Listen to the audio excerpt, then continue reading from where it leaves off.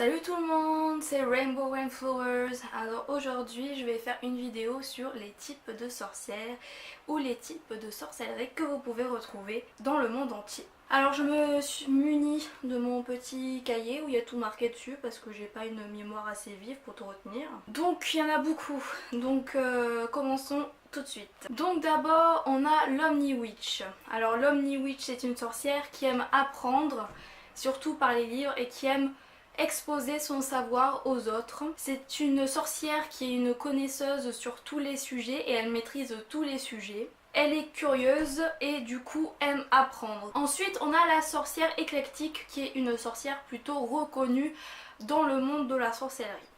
Donc cette sorcière elle va mélanger un peu toutes les traditions, un peu tous les types de sorcellerie pour en faire sa propre magie. Ensuite on a la Kitchen Witch, encore une sorcellerie qui est assez connue. Donc la Kitchen Witch c'est une sorcière qui va plutôt travailler dans la cuisine et qui connaît du coup toutes les propriétés des aliments, que ce soit au niveau des fruits, des légumes, mais aussi des herbes. Donc elle connaît toutes les énergies et toutes les propriétés de tout ce qui est culinaire. C'est quelqu'un généralement qui adore faire la cuisine et qui fait de la cuisine plutôt créative et qui en faisant la cuisine transmet une énergie d'amour pour ceux à qui elle fait la cuisine. Mais elle peut être aussi une pro du ménage, de l'entretien de la maison et du jardinage, et c'est une sorcière compétente dans les potions. Ensuite on a la Cottage Witch, donc qui est une sorcière, un sous-type de la Kitchen Witch. Donc la Cottage Witch concentrer plus sa pratique au niveau de la terre, c'est-à-dire qu'elle va être plus dans le jardin en train de planter et de désherber tout ça, que être concrètement dans la cuisine. Elle s'occupe aussi de la maison et aime décorer la maison pour tous les sabbats. Généralement ce sont des personnes empathiques et très sensibles aux gens autour d'eux. Ensuite on a la Practical Witch. Donc la Practical Witch c'est une sorcière qui aime pratiquer dans la vie de tous les jours, que ce soit pour aller si on est en retard quelque part ou quelque chose de plus mondain dans la vie quotidienne. Elles aiment aussi utiliser les CG et elles en mettent partout. Elles aiment aussi expérimenter les différentes manières de faire leur magie. Et elles expérimentent généralement la magie pour rendre leur vie plus agréable et plus heureuse. Ensuite on a la Green Witch. Donc la Green Witch c'est une sorcière des bois qui est proche des animaux, des plantes, des pierres aussi. Du coup elle les protège aussi. Elles aiment jardiner, adorent communiquer avec les esprits. Elles sont à leur écoute et répondent à leurs besoins. Et donc ce sont des sorcières qui s'épanouissent dans la nature, donc dans des lacs, des forêts ou de rivières ou même jardins. Elles adorent généralement le soleil, faire pousser des plantes ou collectionner des cailloux, parce que ce sont des sorcières qui sont proches de la terre, donc tout ce qui est en rapport avec la terre, elles vont l'utiliser dans leur magie ou dans leur vie au quotidien. Elles aiment aussi apprendre à être guérisseurs, donc ce sont aussi des guérisseuses. Et du coup connaissent toutes les plantes, les cristaux qu'il y a dans leur ville locale, on va dire ça. Ensuite la Crystal Witch, donc c'est une sorcière qui est spécialisée dans tout ce qui est cristaux et c'est une sous-catégorie de la Green Witch. Elles aiment aussi la géologie et elles passent la plupart de leur temps à ramasser des cailloux, à les collectionner et les cristaux. Ce sont des individus qui sont très organisés et au diapason avec la terre. Ensuite on a le Creature Witch, donc une autre sous-catégorie de la Green Witch où on va communiquer avec les créatures, donc c'est-à-dire les phénix, le sphinx, les griffons, tout ça. Elle travaille donc principalement avec les créatures, mais aussi elle peut travailler avec les esprits. C'est une personne très amicale qui peut s'entendre avec tout type d'esprits, donc vivants, donc c'est-à-dire les animaux, les plantes, les personnes, tout ça, ou même morts. Alors ce sont des personnes aussi qui collectent des fossiles, des os et des crânes, et qui savent les noms et les personnalités à qui ils ont appartenu. Ensuite on a le Edge Witch. Donc le Edge Witch c'est une sorcière qui vit entre deux mondes, donc c'est-à-dire entre le monde mondain et l'autre monde, quoi, le monde astral, et qui est très compétente pour passer d'un monde à un autre. Elles sont aussi très compétentes pour travailler avec des créatures magiques et les familiers. Ce sont en général des personnes artistiques et très créatives. Elles sont adeptes de la psychométrie, de la communication avec les esprits, du travail avec les énergies et du voyage astral. Ensuite, on a l'énergie witch. Donc l'énergie witch, c'est plutôt une sorcière qui va contenir l'énergie à l'intérieur d'elle-même. Enfin, ça se passe plutôt intérieurement. Et par exemple, pour effectuer son cercle magique, au lieu de le tracer avec de l'encens ou une baguette magique ou même un atamé, elle va visualiser l'énergie du cercle. Et du coup ça va se faire en fait. C'est des personnes qui ont une aisance à manipuler l'énergie rien qu'avec leurs pensées. Ce sont généralement des personnes timides et renfermées. Et elles adorent aussi les divinations et les projections astrales. Ensuite on a le Shadow Worker. Donc le Shadow Worker c'est une personne qui va travailler avec sa partie d'ombre, donc que ce soit au niveau de sa personnalité ou même des événements de son passé. Donc ils ne regrettent rien à ce qui leur est arrivé parce qu'ils se disent que peut-être ça leur est arrivé parce que ça devait arriver et que ça leur aide sur leur chemin spirituel. Ils sont au diapason avec leurs émotions, ils passent beaucoup de temps à méditer. Ils n'ont pas peur de faire face à leur erreur parce qu'ils acceptent leur côté dark, on va dire, de leur personnalité. Cela leur donne du pouvoir. Ensuite on a le Spirit Worker. Donc le Spirit Worker c'est tout ce qui va travailler avec les esprits. Donc les esprits des animaux, des plantes, des arbres, des humains, tout ça, des morts. Donc que ce soit dans le monde astral ou dans le monde physique. Ils ne pensent pas comme tout le monde et voient les choses différemment des autres. Et généralement ce sont des adeptes à communiquer avec l'esprit par le biais de planches Ouija par exemple. Ils aiment aussi se promener dans les cimetières où ils ont de longues conversations avec les morts. Et ce sont aussi des personnes qui sont appelées médiums. Ensuite on a l'Exorcist Witch. Donc l'Exorcist Witch c'est plutôt une sorcière héréditaire qui va chasser les mauvais esprits, une entité mauvais esprit ou une entité malsaine. Ce sont des gens clairvoyants plutôt.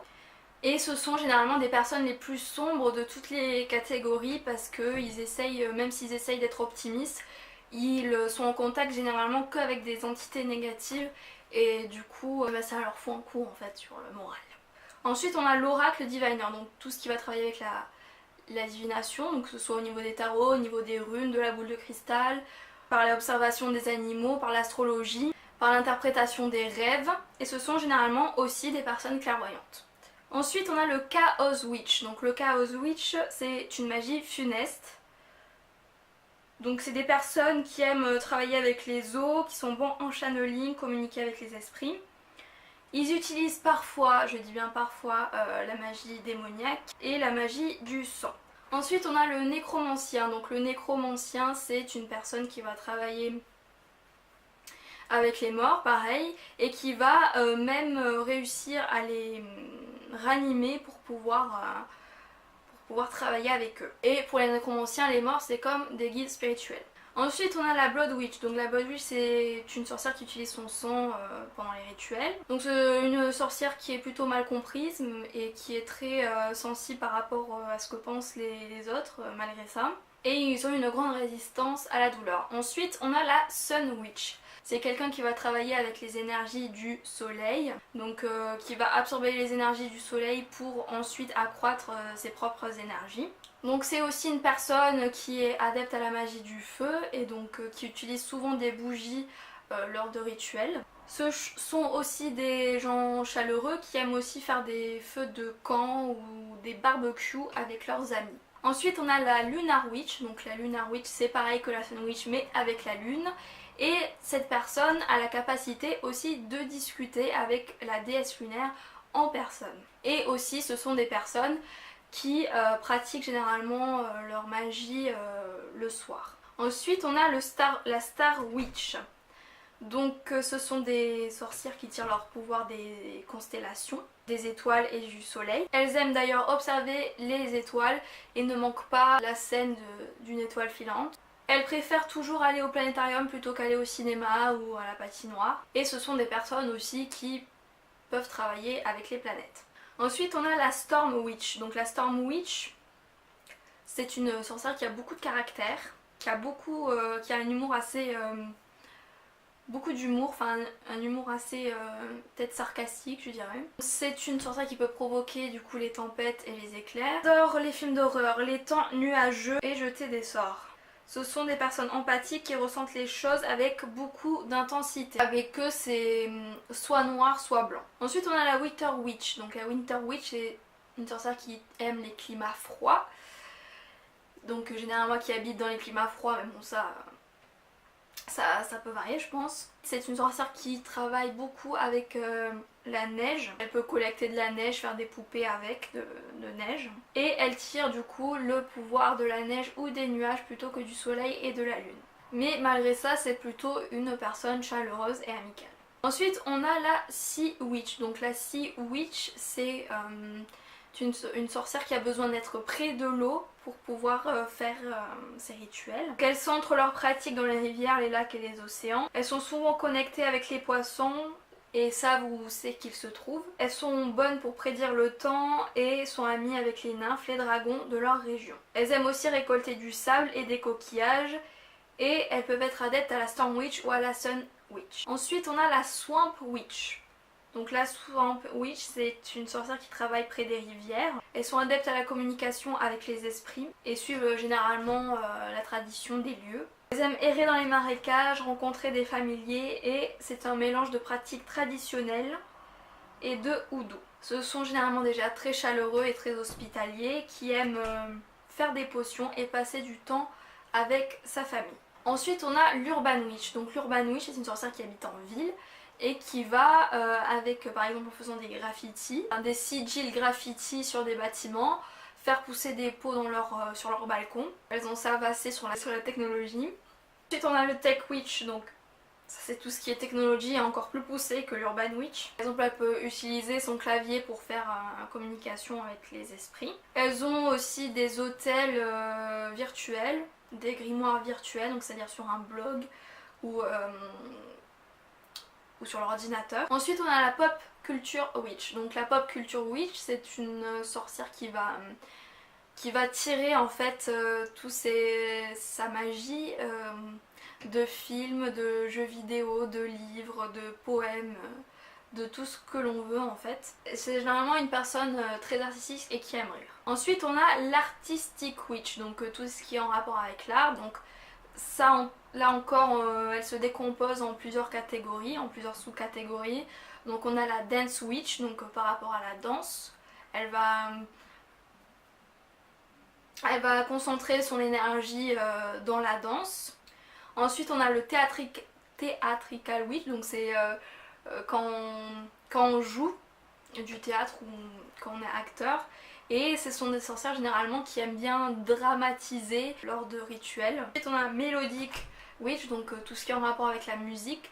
Ça peut être joué d'un instrument ou simplement chanter. Et généralement quand les personnes chantent elles attirent les fées vers elles. Ensuite on a Fey Witch, donc ça c'est tout ce qui est en rapport avec la magie féerique. Travaille avec tous les genres de fées mais préfère travailler avec un genre de fée en particulier. Généralement ce sont des personnes espiègles et taquines qui aiment mimer les créatures avec lesquelles elles travaillent. Elles sont attirées par les choses qui brillent, elles sont très susceptibles et sont facilement offensables. Ensuite on a Nymphatic Witch, donc travaille avec les nymphes, savent ce qu'elles aiment et où elles vivent, donc c'est-à-dire par rapport à leur lieu local. Et aussi copient leur personnalité et ce sont des gens qui préfèrent porter des couleurs pastel. Ensuite on a la Draconic Witch, donc tout ce qui est en rapport avec les dragons, la magie des dragons. Donc ces personnes là savent exactement quels sont les élémentaux des dragons par exemple, quelles sont leurs personnalités. Elles ont aussi leur propre dragon guide, on va dire ça comme ça, qui les accompagne. Elles sont douées pour les projections astrales. Et elles aiment aussi collecter des livres et des cristaux. Ensuite on a la Vampiric Witch, donc elle travaille avec les vampires, ou on peut plutôt dire vampires énergétiques, donc c'est-à-dire qui vont absorber les énergies des autres personnes pour en tirer plus de pouvoir. Et je pense pas qu'ils le font consciemment ça. Ce sont des gens loyaux qui prennent soin de leurs amis même s'ils en ont pas beaucoup. Et ce sont aussi des personnes qui aiment utiliser le sang dans la magie la plupart du temps, hein. Ça, encore une fois c'est des termes généraux. Sont adeptes de la guérison et aiment les habits gothiques, bijoux et les choses gothiques. On a l'Astro Space Witch. Donc elle travaille avec les extraterrestres, elle aime observer les étoiles, savent quand il y a un changement astronomique qui se passe, elle met documentaires sur les aliens et elles sont adeptes du voyage astral, de l'astrologie et de la sun magic. Ensuite on a le Demonic Witch, donc c'est tout ce qui est en rapport avec les démons. Utiliser des démons dans leur magie, voilà, pour les accompagner. Ensuite on a Otherkin Witch.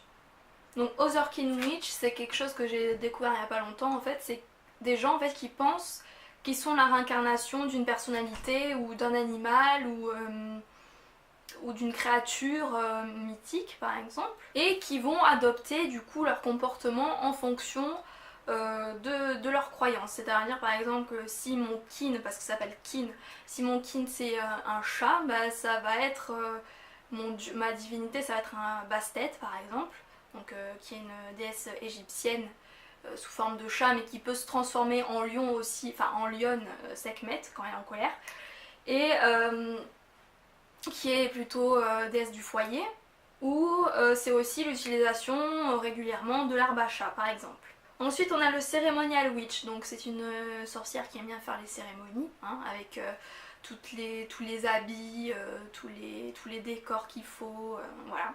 Et ensuite on a la Solitary Witch, donc une sorcière qui pratique Pancoven mais toute seule. Ensuite une Hereditary Witch, donc une sorcière héréditaire, donc par le sang. Et la Secular Witch, donc la Secular Witch c'est une sorcière qui pratique mais sans avoir vraiment de religion. Ça c'est les principaux types de sorcellerie que vous pouvez retrouver dans les pratiques. Évidemment il y en a d'autres, hein, comme l'Angelic Witch, je pense que ça existe. La Christian Witch aussi, la sorcière chrétienne. Et voilà, enfin vous en avez encore je pense, mais ça c'est les principaux et je pense qu'il y en a quand même pas mal. J'espère que cette vidéo vous aura plu, vous aura servi, et dites-moi en commentaire lesquels vous préférez, et je vous dis à bientôt pour une prochaine vidéo. Salut!